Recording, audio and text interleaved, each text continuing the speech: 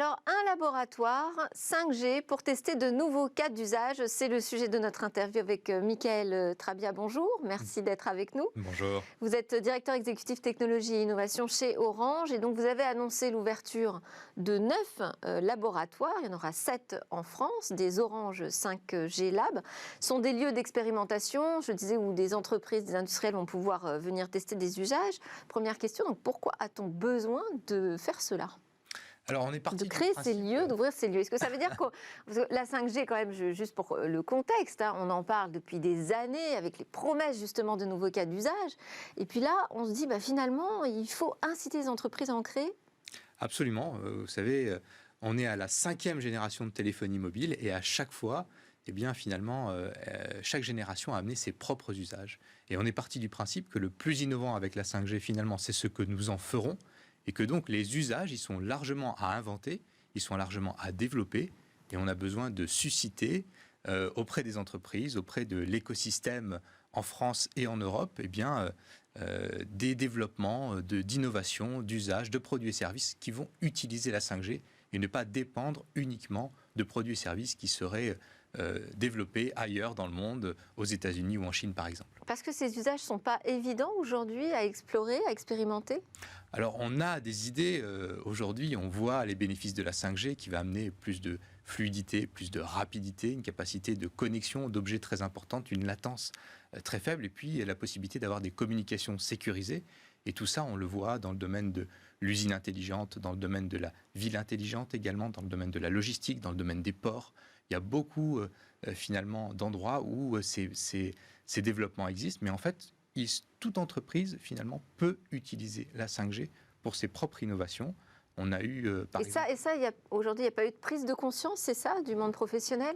Aujourd'hui, ce qu'on souhaite avec cette initiative et ces Orange 5G Lab, c'est vraiment aller beaucoup plus large. Aujourd'hui, il y a évidemment des industriels, il y a des entreprises qui sont mobilisées autour de la 5G. Mais nous, ce que nous disons finalement, c'est que chaque entreprise, chaque start-up qui a une idée, un produit, un service, eh bien, pourrait bénéficier potentiellement de la 5G pour l'améliorer. On a une start-up qui s'appelle Viadis dans le sud de la France qui fait un petit robot qui va collecter des déchets en mer. Donc c'est un petit bateau télécommandé qui initialement était commandé en radiofréquence et qui est venu voir Orange. On l'a aidé à intégrer la 5G et désormais on peut piloter le robot à distance parce qu'on a une caméra haute définition, une vision 360 et ce qui n'était pas possible avant avec les technologies précédentes, aujourd'hui est possible avec la 5G. Et alors, il ne suffisait pas qu'il passe à un abonnement 5G pour lancer ce service. Comment ça s'organise, ces expérimentations ? Qu'est-ce que vous apportez comme service ? Il y a du matériel spécifique à leur disposition ? C'est exactement ça. C'est-à-dire que pour pouvoir développer des produits et services 5G, il ne suffit pas juste de prendre un abonnement, il ne suffit pas d'intégrer une carte SIM quelque part. On est sur une technologie émergente, une technologie nouvelle qui est en construction. Et donc, ces Orange 5G Lab, qu'est-ce qu'ils amènent ? Ils amènent des lieux, d'abord, des lieux où on va pouvoir visualiser, tester, avoir des démonstrations à quoi peut servir la 5G, notamment dans ce côté immersif, dans le côté temps réel. Et puis, on va avoir un volet avec des entreprises qui veulent aller plus loin, qui va aller jusqu'au prototypage, c'est-à-dire qu'on va les accompagner. Elles vont disposer d'une connectivité d'abord, à la fois une connectivité commerciale, mais aussi une connectivité test, avec notamment ce qu'on appelle la 5G standalone, qui est la 5G de demain, qui va amener justement ces communications sécurisées. Ah oui, parce que c'est ce que j'allais vous dire. Pour tester, inventer des nouveaux usages, il faut profiter de la foule 5G. Absolument. Et pour l'instant, elle n'est pas disponible. Elle n'est pas disponible encore, mais dans certains lieux, elle est déjà en test. Et donc, c'est ce qu'on va proposer. Et puis, au-delà de la connectivité, on va proposer également des petits équipements, des petits modules que les entreprises vont pouvoir intégrer dans leurs objets, intégrer dans leurs services. Et puis, surtout, ils vont bénéficier de l'accompagnement des experts d'Orange qui seront là pour les aider, pour les accompagner, pour savoir finalement comment est-ce qu'ils peuvent intégrer cette technologie dans leurs produits et services. Et c'est ça qui amène cette valeur à ces Orange 5G Lab. Et alors, comment on fait si on est une start-up ou une entreprise en postule ? C'est gratuit, ça dure combien de temps, cette phase d'expérimentation ? Comment on fait pour profiter de cet accompagnement ? Alors, la bonne nouvelle, effectivement, c'est que c'est complètement gratuit. C'est une démarche vraiment de développement de l'écosystème. Ce n'est pas une démarche commerciale. Ça ne veut pas dire que derrière, il ne peut pas y avoir... derrière, il y a un intérêt commercial. Il y a un intérêt à développer les usages de la 5G, voilà, pour tous, pour les entreprises comme pour les opérateurs, il est évident.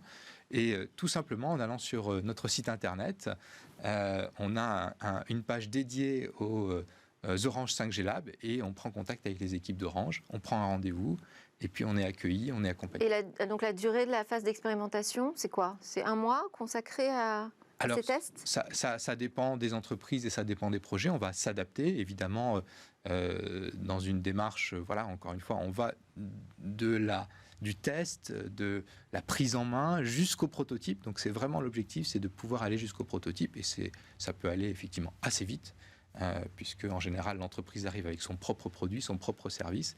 Et le sujet est plutôt d'intégrer la... C'est quoi? Ça peut être en quelques jours? Ça peut être en quelques jours, absolument, en quelques jours, en quelques semaines. C'est des choses qui vont extrêmement vite. Bon, je ne vais pas donner la liste des 9 labs qui vont ouvrir. Le premier a ouvert à Châtillon, mais il y en aura un peu partout en France. Est-ce qu'il y aura certains laboratoires qui seront spécialisés dans des types d'applications? Alors, les 5G Labs, les Orange 5G Labs pourront accueillir toutes les entreprises locales. C'est vraiment une démarche de proximité. Maintenant, en fonction de l'écosystème auquel on s'adresse, on va pouvoir avoir certains Orange 5G Lab qui seront un peu plus spécialisés sur certains domaines. Pour prendre un exemple, on va ouvrir le 1er mars, et on l'a inauguré avec la région à côté de Lyon, un Orange 5G Lab qui va s'intégrer dans le campus usine numérique, usine connectée de la région. Et donc cet Orange 5G Lab, logiquement, il va être davantage orienté Industrie 4.0. Alors la 5G à Paris, ça va bientôt démarrer. On a vu l'annonce de la mairie de Paris sur la conclusion d'un accord donc, qui était plutôt attendu du côté des opérateurs. Ça veut dire quoi? Il a fallu trouver des compromis? Je crois que c'est une très bonne nouvelle. D'abord, ça montre que quand on se parle, finalement, on finit par se comprendre. Moi, je me réjouis qu'il y ait eu cette phase de débat, qu'il y ait eu cette phase finalement de discussion avec les élus, mais aussi avec les citoyens en direct, qui a permis de montrer que finalement, il y avait beaucoup d'attentes des citoyens et puis de nos clients, on le voit de notre côté autour de la 5G, beaucoup d'attentes des entreprises. Et des compromis alors? Et des discussions qui sont normales. On a déjà à Paris une charte et donc on va l'étendre, on va la prolonger sur des conditions d'utilisation du domaine public, sur des conditions d'installation qui vont s'adapter à l'arrivée de la 5G.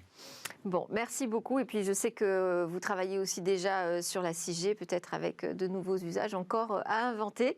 Merci Michael Trabia, directeur exécutif technologie et innovation chez Orange. On reste sur la thématique des smartphones avec notre talk sur la cybersécurité mobile.